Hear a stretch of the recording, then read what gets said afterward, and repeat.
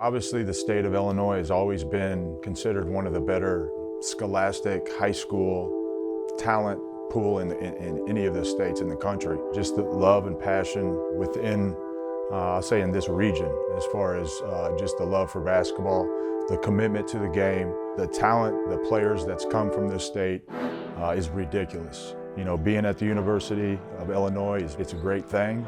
You know, we get to see it on a year in and year in out basis. Coach Underwood is the best. He obviously, we can see what he does with pushing and challenging the players, but he also does that with the staff as well, man. And I'm very appreciative for him. And he said he's a great role model just to kind of see how he operates and works on a day-to-day basis, and it just really challenges and pushes staff members to kind of be held to that standard, man. So he sets the tone, and it's like I said, he tells everybody else to get in line, man. But quite honestly, I just think we really have a chance here to do something special and to try to get to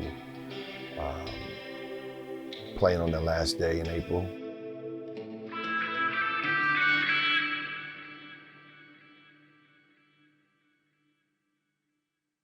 My father has been a head coach for almost 50 years here in the state of Illinois. He still is the head coach at Lincoln High School. Has produced a lot of wins and a lot of really good players that's come out of that community. It's something special. Back when we were growing up and coaching and teaching, it's just a whole lot of things. When I took the job in 1990, I won tickets to the NCAA. You had to put in the lottery. And I won 2 tickets, and at that point, I took him, and we sat right on the curve of, it was the RCA Dome back over in Indianapolis, and we walked out of there, and he was an 8th grader, and he looked at me, Dad, and he just said, Dad, I want to be a college coach. And, you know, for him to say that and to follow up on his dreams to where he is today and the route that he has taken to get to there, you know, it's been fun to watch. We are close enough. It takes us about an hour and 15 minutes from here. And, you know, we get over to as many games as we can. Our ties to Illinois have, you know, we've been pretty loyal. But I would spend a ton. This is where I did a lot of my work. 16, 18 hours. I mean, I would be in here every single day for hours on with that machine. Had an old toss back, had the little roll away. Everybody thinks you would be opposed and would not want the shot clock.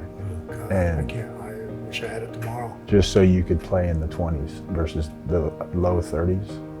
But like, you want the clock, you want to be able to. It's not me that holds the ball. So these were my Western days. These were the jerseys that I wore my senior year. Coach Underwood was my assistant coach. So obviously had a great relationship with him from early on. And when I stepped foot on campus, and he was a big part of me just navigating my early years. A lot of people have made very impactful, but obviously Brad, along with my dad, is my 2 guys that has basically formed, you know, the way I think about the game and how I see it. My values, my beliefs, a lot of things that are brought from that little town of 20,000 people. You know, the people that you came across today are some of my, you know, closest friends, you know, people that, you know, I trust with my life. I do anything for them, they do anything for me, and those are just the type of people that you know, that my family have in that community. It's very dear to me. There's a lot of loyalty as far as that town with me, and those people are some of the best people in my life. The things that are going on right now, and to have Geoff being part of that is really special. Quay impacted me my time at Illinois was, you know, nothing short of amazing. Quay was a phenomenal leader.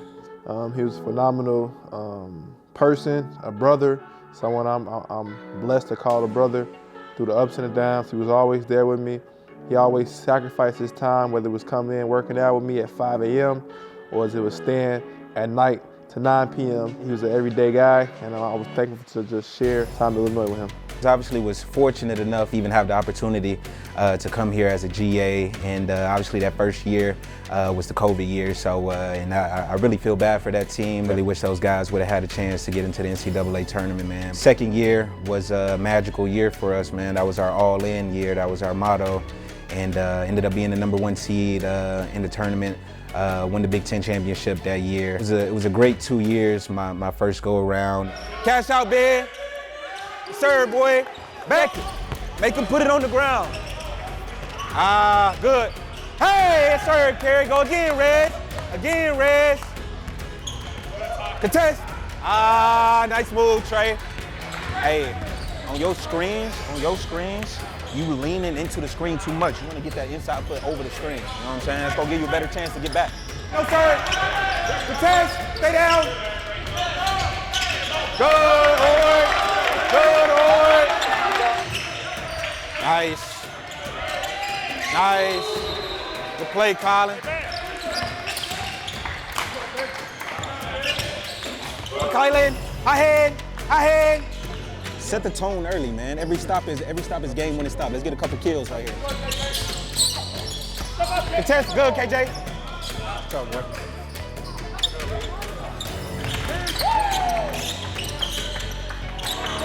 Yeah, Draco. Yeah, Draco. Okay, CB. I was excited. I was ecstatic. Quay put the work in. He worked so hard. He sacrificed so much for himself and his family. I was very happy because I saw Quay, grinded his butt off each and every day. He always came to work with his hard hat on, and I was blessed to have a friend like that in my life. Yeah, Dose, that's my guy, man. And I came in and I gravitated towards Dose immediately, man. And just seeing his work ethic and his drive to get to where he is right now with the Bulls. It's just amazing to see, man. Like me and Dose, he was a 3 workout guy, so he would come in the morning before practice. He would get some work in after practice and then get another one in the late afternoon, man. And I was being around him every day, we formed a really good relationship. And just my relationship with all the guys, I'm not always talking about just basketball with them. I want to know, their at-home life, like how they're doing in school, how they're doing on campus. It doesn't always have to be about basketball, so I just want to be able to relate. And then when it gets to basketball, the X and O's, I can demand a little bit more because they know that I care. Shout out Dosey Dose.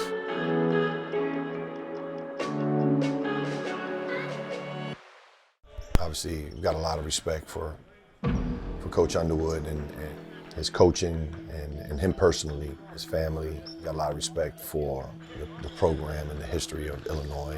The structured chaos, and one of the things that Coach Underwood does is to really try to get our guys uncomfortable, to stretch them, to grow them, and to create chaos and force them to communicate, force them to deal with adversity every day in practice so that the games are easier.